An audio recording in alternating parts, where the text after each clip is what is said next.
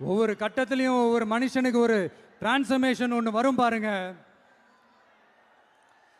ஒரு சாதாரண இளைஞனா இருந்த ஒரு விஜய் நடிகனா மாறினா, அந்த நடிகன் வெற்றி பெற்ற நடிகனா மாறினா, அந்த வெற்றி பெற்ற நடிகன் ஒரு பொறுப்புள்ள மனுஷனா மாறினா, அந்த பொறுப்புள்ள மனுஷன் அதுக்கப்புறம் ஒரு பொறுப்பான தலைவனா இல்ல தொண்டனா மாறினா.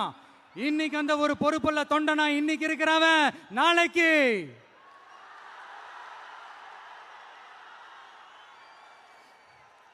அத நான் சொல்ல தேவையில்லைன்னு நினைக்கிறேன்.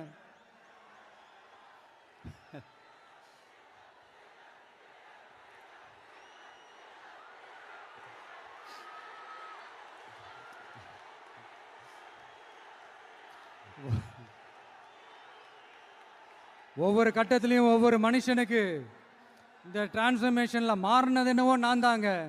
அப்படி மாத்தினது நீங்க தான்.